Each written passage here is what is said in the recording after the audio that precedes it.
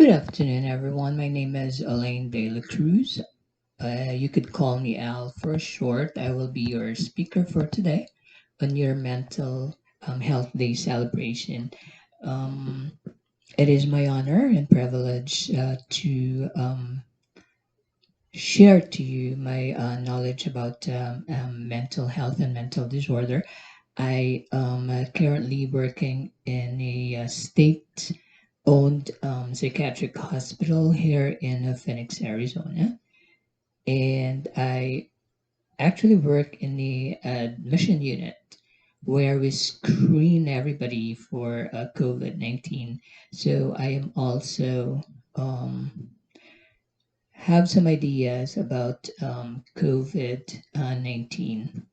And our topic for today is nursing implications of COVID 19 for mental health. Let's start off with our objectives. At the end of the presentation, the audience will be able to define COVID 19, identify the effects of COVID 19 pandemic to mental health, and understand the nursing implications of COVID 19 to mental health. So, what is COVID 19?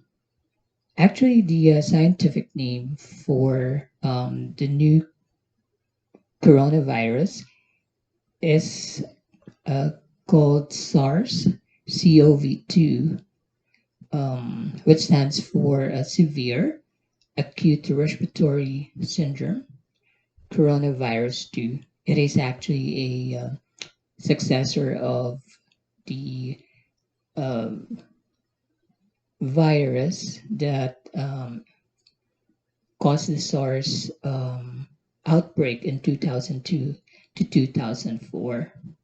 It is believed that it has zoonotic origin, upon whom scientists uh, thought that um, this virus has genetic similarities with that of Beth coronaviruses. But in people, the disease caused by the virus is called the coronavirus disease 2019, otherwise known as, or better known as, COVID 19. And per CDC, or Center for Disease Control and Prevention, older adults and those with chronic um, diseases, such as heart disease or lung disease or even diabetes, these are the people that are highly susceptible for um, getting severe complications to the COVID 19 illness.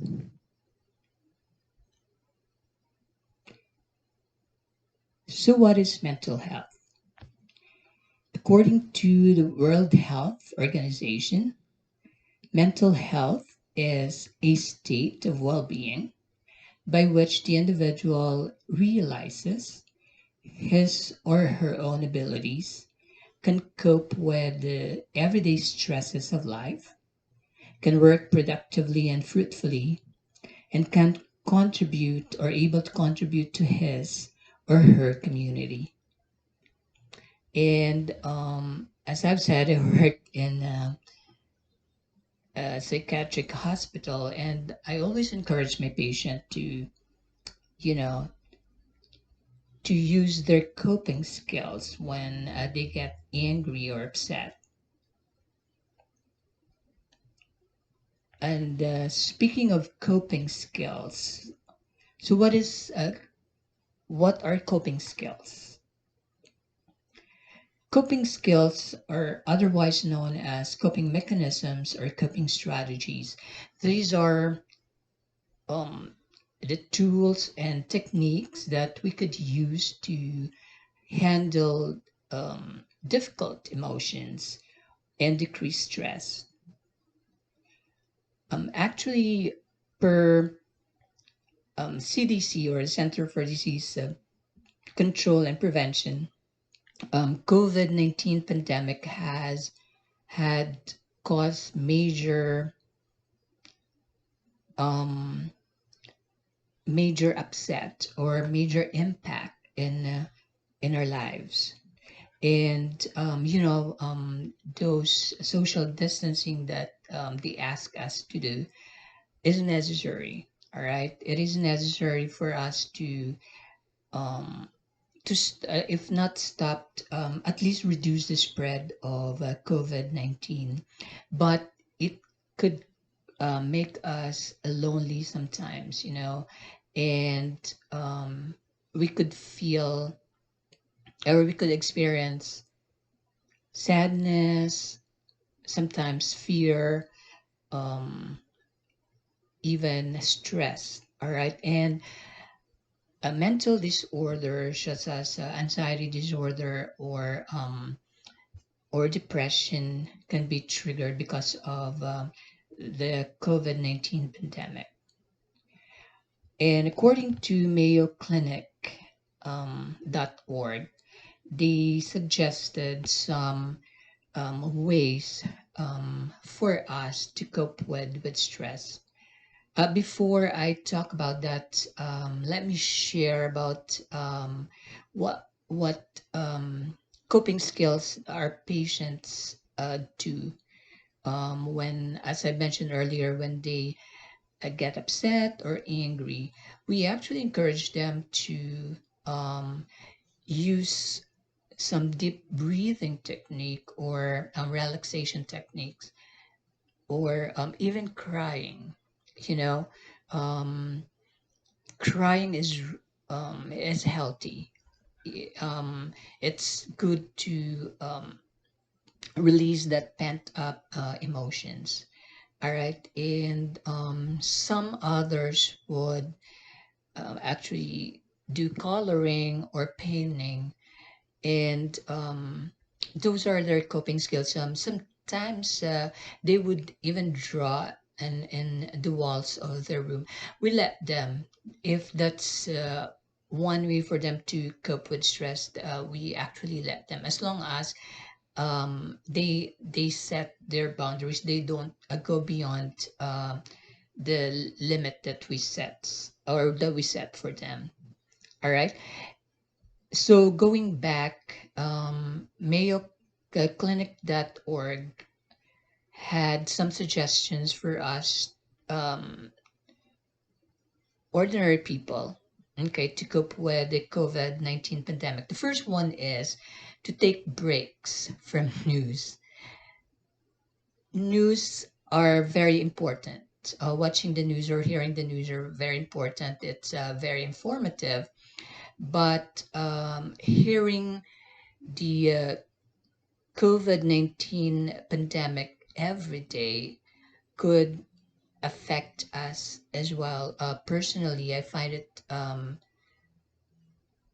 if not depressing, I find it upsetting to watch the news with all the deaths and all those people suffering from the effects of the COVID-19 pandemic. So I try to avoid as much as possible watching the news.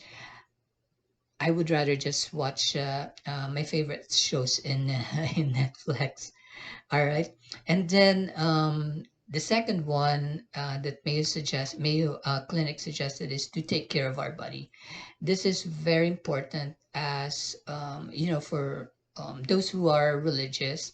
They We believe that our body is a temple of the Holy Spirit, so we want to make it as pure as possible. And taking care of our body means we need to get enough sleep.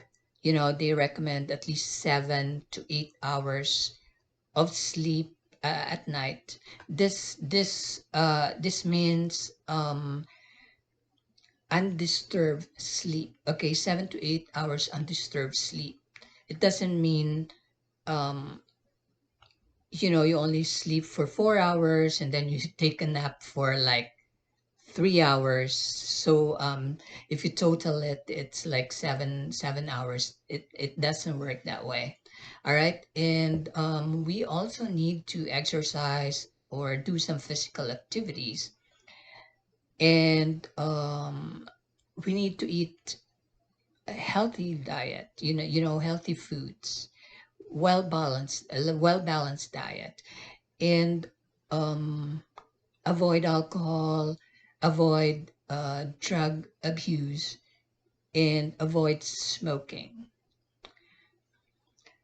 The third one that Mayo Clinic had suggested is for us to make time to unwind.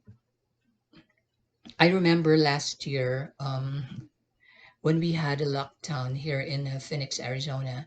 I think that it was in June. It was like a month long lockdown because we were at peaking that time. So we stayed at home, but I mean, like nurses, as nurses, we were considered as a frontliner. So we still get to work, but during my days off, we have to stay at home. And this is where I found out that I have the passion to dance. I ran out of things to do, and I decided to like take videos of my funny dance steps initially, and I kept it as a secret. I just keep it on my computer and on my iPhone, but then decided to just send it to some of my friends, and they posted it on Facebook, and a lot of people have liked it. So um, to the point that I decided to take a certification in dance, fitness, and hip hop aerobics. All right, so I'm also a Zumba instructor, and I did some classes. But when we got off lockdown, a month long lockdown, I got busy, so I stopped doing Zumba for a while. All right, and then we also need to connect with others. All right, connecting with others does not include the ones that are within our household. Okay, connecting with others, our families and friends, that should be outside our household. All right, and there are several ways to connect with others, such as like by phone, calling them by phone, or you could actually use social media, or by email, or Skype, for example. The last one is to connect with our community, or even faith-based groups, such as our church. All right, connecting with our community is necessary to keep our mind healthy. Sometimes we get so isolated that um, we tend to lost our contact with uh, other people in our community. I always say that to practice social distancing, but not social isolation. We need um, to interact socially, or we need that social association. All right, and there are ways to do that. Um, as I've said, you could do it online. All right, it does not need to not necessarily be in person or face to face, especially with with the COVID-19 pandemic, there are a lot of restrictions, but we could always modify our activities. And speaking of connecting with our community, this I'm gonna show you some pictures because I am actually a officer of a local nursing organization here in Phoenix, Arizona. It's called FINOGS, which stands for Filipino American Nursing Organization of the Grand Canyon State. It's like the Philippine Nurses Association in the Philippines. And we did a lot of fun activities, and I personally had initiated a Zumba for a cause. It's via Zoom. It was done last month. It's a pre-Valentine fundraising activity. We did it via Zoom, so we call it Zumba for a cause, where we invite our friends and colleagues or coworkers to join us in an hour of Zumba, and they just have to donate. All right, our target funds was actually just 700, but we were so surprised. We were able to reach $2,500. All right, with the donations alone. So we were so happy. We were very thankful for this people, and we realized how good people are. When you are doing a good cause, people will help out. And giving back to the community is something that we should do. It really makes a lot of difference in other people's lives. All right, so let me show you some of the pictures that we have, just for we need to have a little break from our PowerPoint presentation. We are talking about connecting with the community, so these are just pictures of our Zumba for a cause fundraising activity, and I was the lead dancers, and all of my backup dancers are also officers and members of our nursing organization.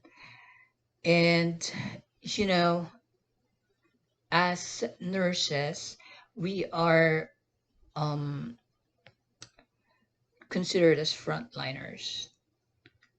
All right, and we need to take a break from all the stresses at work. That's why we did this. It's fun, but it's also for a good cause. Let's see if we got more pictures. There's there's more pictures over there. So we did it via Zoom, and people had fun doing it as well, and they were requesting to do it again we are targeting to do it in October, but hopefully this will be in person or face to face already. And as I've said, as frontliners, we experience a lot of stress at work, and this is one way to cope with stress. Connecting with our community and giving back as well. The joy that you feel inside can never be, paid by money. All right, moving on. So um,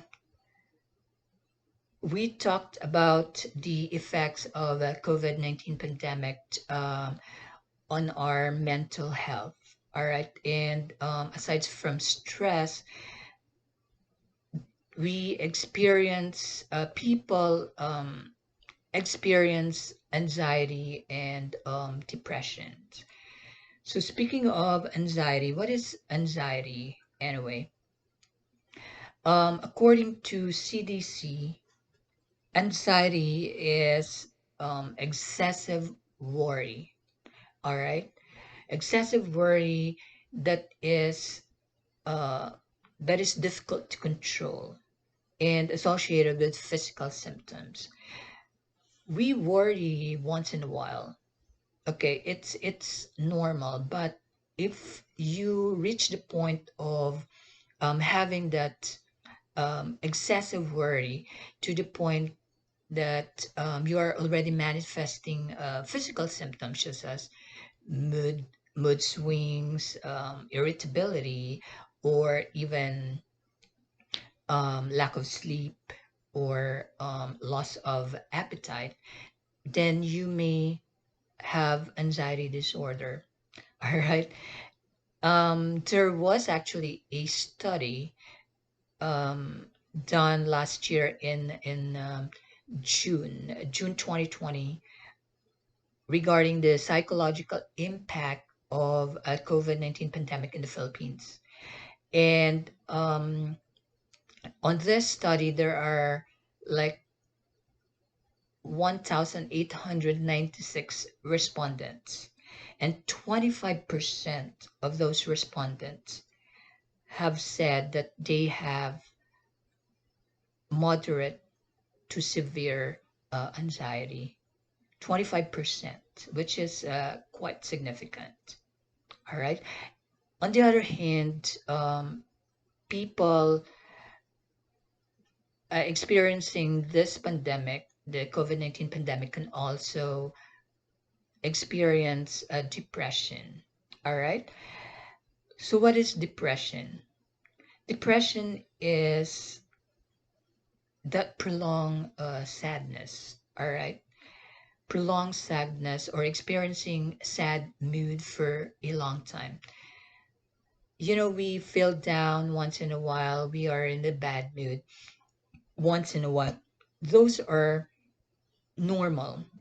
We are only human. We feel um, down once in a while, but but if you experience that prolonged sadness that that affects your everyday functioning, then you may be depressed. All right. And according to the Department of Health in the Philippines, the suicide related calls beginning last year at the start of the pandemic, had increased, okay, um, in their crisis hotline because of the people experience depression because of the COVID-19 pandemic. All right, so on the succeeding slides, we will focus in details on the effects of COVID-19 pandemic on anxiety and depressions. We will be talking about factors, measures, signs and symptoms. We will be talking about management, global health context of depression and anxiety. I'm trying to check my watch, and I want to see if I'm exceeding the 1 hour that was given to me by Vernalyn. And we will also be discussing about some research that will be focusing on the Philippines and the impact